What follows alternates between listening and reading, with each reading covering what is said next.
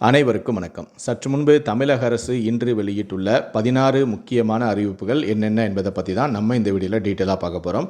So முடிந்த அளவுக்கு இந்த வீடியோவை ஸ்கிப் பண்ணாமல் முழுமையாக பாருங்கள். இந்த வீடியோக்குள்ளே போகிறதுக்கு முன்னாடி இந்த வீடியோக்கு ஒரு லைக் பட்டனை ப்ரெஸ் பண்ணிடுங்க. நீங்கள் இது வரைக்கும் என்னோட சேனலை சப்ஸ்கிரைப் பண்ணாமல் இருந்தீங்கன்னா மறக்காமல் சப்ஸ்கிரைப் பண்ணிக்கோங்க. கூடவே அந்த பெல் சிம்லையும் மறக்காமல் கிளிக் பண்ணிக்கோங்க. சரி, வாங்க இப்போ நாம் வீடியோக்குள்ளே போகலாம். முதல் அறிவிப்பு: தமிழ்நாட்டில் உள்ள 234 தொகுதிகளுக்கு ஒரே கட்டமாக ஏப்ரல் 23ஆம் தேதி தேர்தல் நடைபெறுகிறது. தமிழ்நாட்டில் பதிவாகும் வாக்குகள் மே 4ஆம் தேதி எண்ணப்பட்டு முடிவுகள் அறிவிக்கப்படுகின்றன. தமிழ்நாட்டில் மார்ச் 30ஆம் தேதி வேட்புமனு தாக்கல் தொடக்கம். வேட்புமனு தாக்கல் செய்ய ஏப்ரல் 6ஆம் தேதி கடைசி நாள் என்றும் தெரிவிக்கப்பட்டுள்ளது. இரண்டாவது அறிவிப்பு: தேர்தல் தேதி அறிவிக்கப்பட்டதைத் தொடர்ந்து தமிழ்நாடு, கேரளா உள்ளிட்ட 5 மாநிலங்களில் நடத்தை விதிமுறைகள் உடனடியாக அமலுக்கு வந்தன. வாக்கு எண்ணிக்கை முடிந்து தேர்தல் ஆணையத்தின் மறு அறிவிப்பு வரும் வரை தேர்தல் நடத்தை விதிகள் அமலில் இருக்கும் என்றும் தெரிவிக்கப்பட்டுள்ளது. மூன்றாவது அறிவிப்பு: தனியார் வாகனங்களுக்கான வருடாந்திர ஃபாஸ்டேக் பாஸின் விலையை 3000 ரூபாயிலிருந்து 3075 ரூபாயாக ஒன்றிய அரசு உயர்த்தியது. தமிழ்நாட்டில் உள்ள 66 சுங்க சாவடிகளின் கட்டணத்தையும் 5 முதல் 7% உயர்த்துவதாக அறிவித்துள்ளது. இந்த விலை மாற்றமானது ஏப்ரல் 1 முதல் அமலுக்கு வரும் என தெரிவிக்கப்பட்டுள்ளது. சுங்க சாவடிகளில் கார், ஜீப், வேன் போன்ற லேசான வாகனங்களுக்கு தற்போது வசூலிக்கப்படும் கட்டணத்தை விட 10 ரூபாய் முதல் 40 ரூபாய் வரையும், லாரி, பேருந்து போன்ற கனரக வாகனங்களுக்கு 50 ரூபாய் முதல் 200 ரூபாய் வரையும் கூடுதல் கட்டணம் விதிக்கப்பட வாய்ப்புள்ளது. நான்காவது அறிவிப்பு: தமிழ்நாட்டில் 6 ரயில் வழித்தடங்களில் கூடுதல் பாதைகள் அமைக்க இறுதிக்கட்ட ஆய்வு நடத்த ரயில்வே வாரியம் அனுமதி அளித்துள்ளது.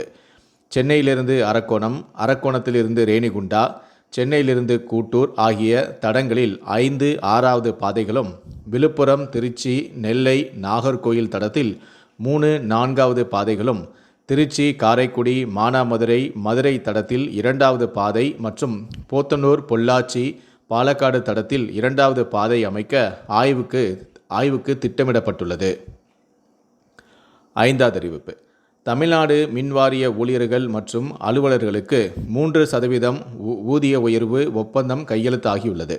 தமிழ்நாடு அரசு தெரிவித்துள்ளது.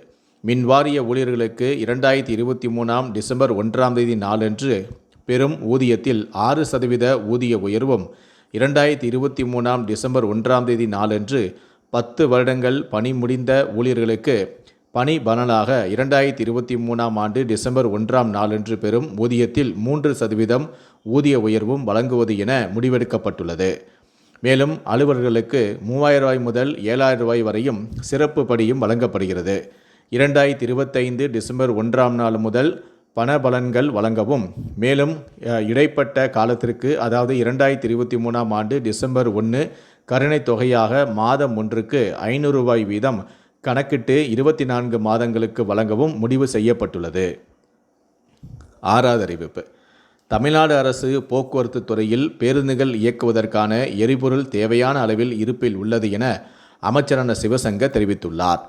பொதுமக்கள் மற்றும் வணிக நிறுவனங்களுக்கு எவ்வித இடையூறுமின்றி எரிபொருள் வழங்குவது தொடர்பாக முதலமைச்சர் தலைமையில் உயர்மட்ட அலுவலர்களுடன் ஆய்வுக் கூட்டம் நடத்தப்பட்டு அதற்கான நடவடிக்கைகளும் மேற்கொள்ளப்பட்டு வருகிறது என்றும் கூறுகிறார்.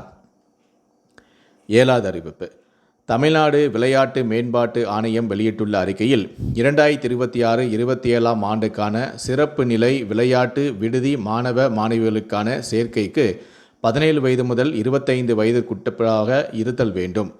12ஆம் வகுப்பு தேர்ச்சி பெற்று கல்லூரிகளில் சேரும் மாணவ மாணவியர்கள் சிறப்பு விளையாட்டு விடுதிகளில் சேர்க்கப்படுவர். வரும் 30ஆம் தேதி காலை 7 மணிக்கு சென்னை ஜவஹர்லால் நேரு விளையாட்டரங்கில் ஆண் மற்றும் பெண் தடகளம், பளுதூக்குதல், ஜூடோ, வாள் விளையாட்டு, கையுந்து பந்து, ஹாக்கி மற்றும் கால்பந்து ஆண்கள் பிரிவு ஆகிய விளையாட்டுகளுக்கான தேர்வுகள் நடைபெறும். மேலும் அதே நாளில் காலை 7 மணிக்கு சென்னை ஜவஹர்லால் நேரு உள் விளையாட்டு அரங்கில் ஆண், பெண் கூடைப்பந்து, குத்துச்சண்டை, கைப்பந்து மற்றும் கால்பந்து பெண்கள் பிரிவு ஆகிய விளையாட்டுக்கான தேர்வுகளும் நடைபெறும். விளையாட்டு விடுதி சேர்க்கைக்கான ஆன்லைன் விண்ணப்ப படிவத்தினை நேற்று முதல் stat.tn.government.in என்ற இணையதள முகவரியில் விண்ணப்பிக்கலாம் என்றும் 26ஆம் தேதிக்குள் சமர்ப்பிக்க வேண்டும் எனவும், மேலும் தகவல்களுக்கு தமிழ்நாடு விளையாட்டு மேம்பாட்டு ஆணையத்தின் ஆடுகள தகவல் தொடர்பு மைய அலைபேசியான 9514000777 என்ற எண்ணில் தொடர்பு கொள்ளலாம். 8வது அறிவிப்பு.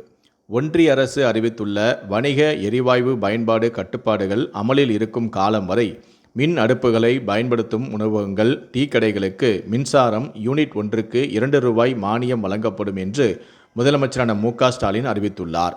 எரிவாயு பயன்படுத்தும் குறு, சிறு மற்றும் நடுத்தர தொழில் நிறுவனங்கள் நெருக்கடியை சமாளிக்கும் வகையில் மின் அடுப்புகள், மின் சூடேற்றிகள் உள்ளிட்ட மின் உபகரணங்கள் கொள்முதல் செய்வதற்கு இளைஞர்களுக்கான வேலைவாய்ப்பு உருவாக்கும் திட்டத்தின் கீழ் 25% அல்லது அதிகபட்சமாக ரூ. 3,75,000 மானியத்துடன் கடன் வழங்கவும், தமிழ்நாடு மகளிர் தொழில் முனைவோர் மேம்பாட்டு திட்டத்தின் கீழ் 25% அல்லது ரூ. 2,00,000 மானியத்துடன் ரூ.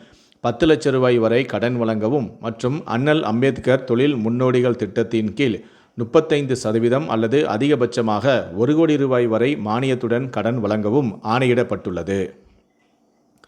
9வது அறிவிப்பு. கரீப் பருவ நெல் கொள்முதல் இலக்கை 23.5% மெட்ரிக் டன்னிலிருந்து 47.5 லட்சம் மெட்ரிக் டன்னாக நிர்ணயிக்க வேண்டும் என்று இதனை கோரி பிரதமர் மோடிக்கு முதலமைச்சரான மு.க.ஸ்டாலின் கடிதம் எழுதியுள்ளார்.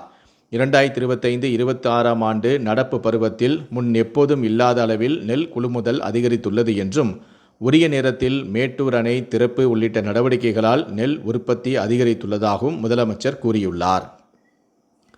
10வது அறிவிப்பு.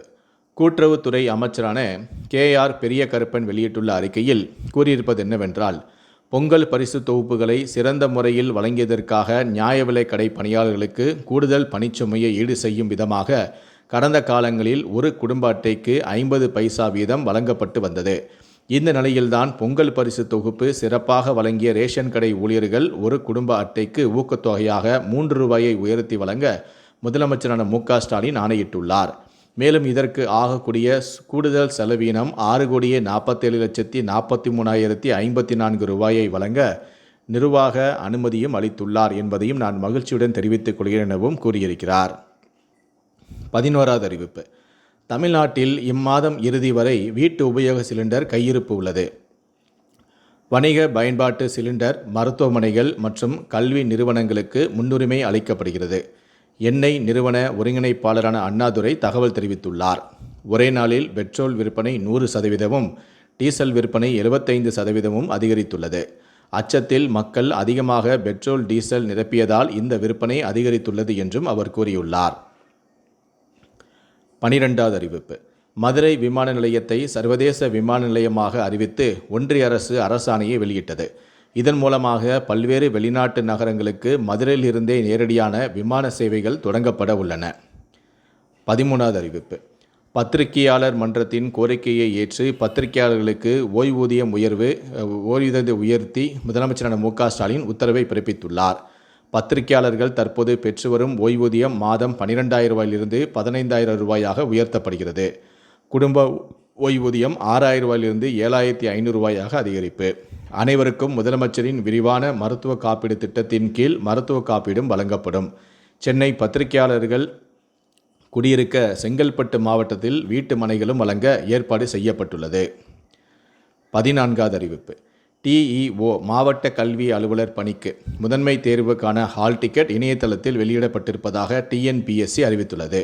இது தொடர்பாக வெங்கடப்பிரியா வெளியிட்டுள்ள செய்திக்குறிப்பில் கூறியிருப்பது என்னவென்றால், டிஎன்பிஎஸ்சி குரூப் 1C கீழ் வரும் மாவட்ட கல்வி அதிகாரி நேரடி நியமனத்துக்கான முதன்மை தேர்வு மார்ச் 22ஆம் தேதி முதல் 25ஆம் தேதி வரை நடைபெற உள்ளது. இத்தேர்வு எழுத அனுமதிக்கப்பட்டுள்ள தேர்வர்களுக்கு தேர்வுக்கூட நுழைவுச் சீட்டினை தேர்வாணைய இணையதளத்தில் பதிவேற்றமும் செய்யப்பட்டுள்ளது. தேர்வர்கள் தேர்வுக்கூட அனுமதிச் சீட்டை தங்களுடைய ஒருமுறை பதிவு வாயிலாக விண்ணப்ப எண் மற்றும் பிறந்த தேதியை குறிப்பிட்டு பதிவிறக்கம் செய்து கொள்ளலாம் என்றும் வெங்கடப்பிரியா தெரிவித்துள்ளார். 15வது அறிவிப்பு. 10, 12ஆம் வகுப்பு மாணவர்கள் தாங்கள் எழுதிய தேர்வு விடைத்தாளை தகவல் அறியும் உரிமைச் சட்டத்தின் கீழ் கேட்டு பெறலாம் என்று மாநில தகவல் ஆணையம் அறிவித்துள்ளது. இனி வருகாலங்களில் மாணவர்கள் தாங்கள் எழுதிய திருத்தப்பட்ட விடைத்தாள்களின் நகல்களை அரசு தேர்வுகள் இயக்கம் எவ்வளவு மாதங்கள் பராமரிக்கிறதோ அந்த குறிப்பிட்ட காலகட்டத்திற்குள் பக்கத்திற்கு ரூ. 2 வீதம் செலுத்தி நகல்களை பெற்றுக்கொள்ளலாம் என்றும், இது குறித்து மாணவர்கள் அனைவரும் தெரிந்து கொள்ளும் வகையில் இணையதளத்தில் வெளியிடுமாறும் உத்தரவை பிறப்பித்துள்ளது. 16வது அறிவிப்பு. வீட்டு உபயோக சிலிண்டர்களை வணிக ரீதியிலான தேவைகளுக்கு பயன்படுத்தக்கூடாது என தமிழக அரசு தெரிவித்துள்ளது. வீட்டு பயன்பாட்டு சிலிண்டரை வணிக ரீதியாக பயன்படுத்தினால் பொதுமக்கள் புகார் அளிக்கலாம் என்றும், வீட்டு சிலிண்டரை வணிக ரீதியில் பயன்படுத்துவது கண்டறியப்பட்டால் பறிமுதல் செய்யப்படும் எனவும் தமிழக அரசு எச்சரிக்கை விடுத்துள்ளது. பொதுமக்கள் 044428592828 என்ற எண்ணிலும் 1967 என்ற உதவி எண்ணிலும் புகார் அளிக்கலாம். இந்த 16 அறிவிப்புகளை பற்றிய உங்களுடைய கருத்துக்கள் என்ன அப்படிங்கிறத கீழே இருக்கக்கூடிய கமெண்ட் செக்ஷனில் மறக்காமல் சொல்லுங்கள். முடிந்தளவுக்கு இந்த வீடியோவை மற்றவங்களுக்கும் ஷேர் பண்ணுங்கள். மேலும் இது போன்ற பல வீடியோக்களை நீங்கள் பார்க்கணும் அப்படின்னு வச்சிங்கன்னா மறக்காமல் என்ன நீங்கள் சப்ஸ்கிரைப் பண்ணுங்கள்.